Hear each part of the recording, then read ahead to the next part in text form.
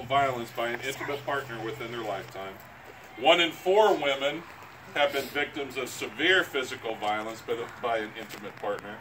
And 1 in 7 women have been stalked by an intimate partner.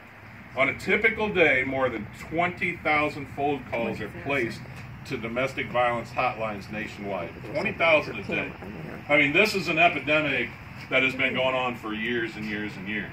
And it's only because of organizations like you, we're starting to see a decrease in that.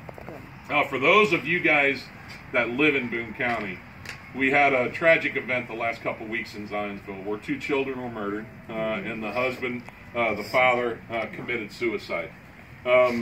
We've had a really tough time over the last 2 years in Boone County. And it's only because that violence, I've been saying for 5 years, that violence is coming. And the violence is coming because of the drugs, the addiction problems that we have here in the county, alcohol issues, which affects everybody at home. Everybody at home. And down there, I can tell you that probably resulted from a domestic violence situation, right?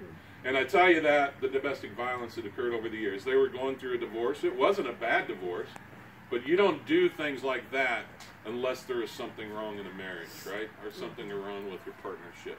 So here's what I want to tell you today. I've only got a few minutes to speak, and I'd love to sit here and speak more, but you guys are very, very special people, from the age of 81 down to the age of 16. I have a family of mostly women, right? My daughters are very, very strong women, and sometimes to the point where men, unfortunately, are threatened by them. Okay, they really are. They really are. Yeah, I agree. So my mom was very strong too. She was very strong in her faith.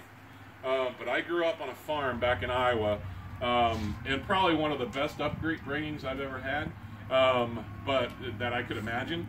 But at the same time, we had issues in our family as well. My dad was an alcoholic, so I seen some of those domestic things behind the scene. But my mom was 4'11".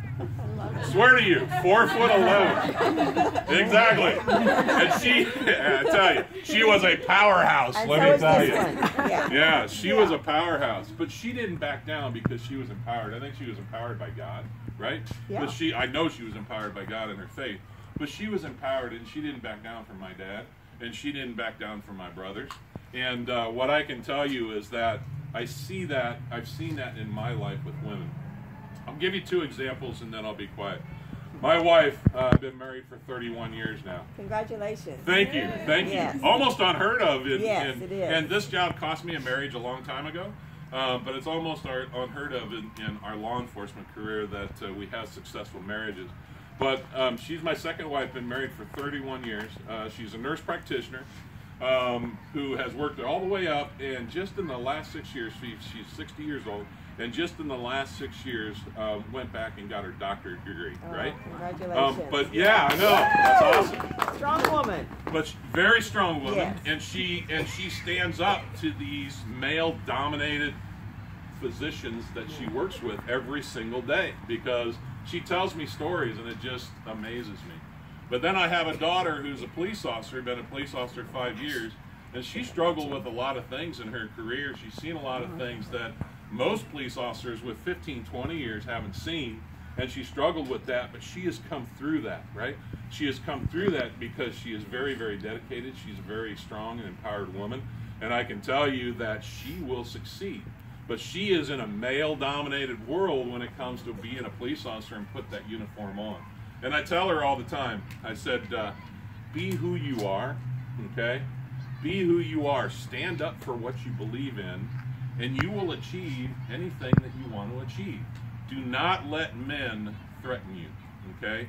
So what I can tell you is keep doing what you're doing. We look forward to, I think, is it the 19th of March to display purses? Is that? 9th of March. I've got it on my calendar, right? So we look forward to that fundraiser. We look forward to the sheriff's department, the fire department, the guys model our purse. Yeah. And they do a good job. Oh, I got a dandy for you. Some do a better job than others.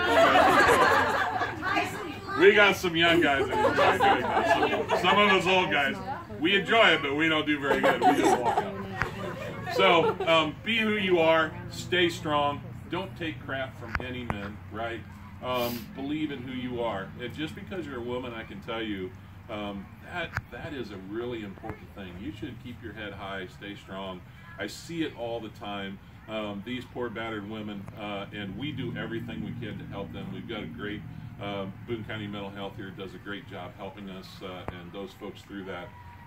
But open up your hearts every single day. Be the best that you can be. Walk that faith if you believe in that faith, because that'll get you through. And thanks for allowing me to be here. I'm honored, and I really appreciate it. Thank you very much. Thank you.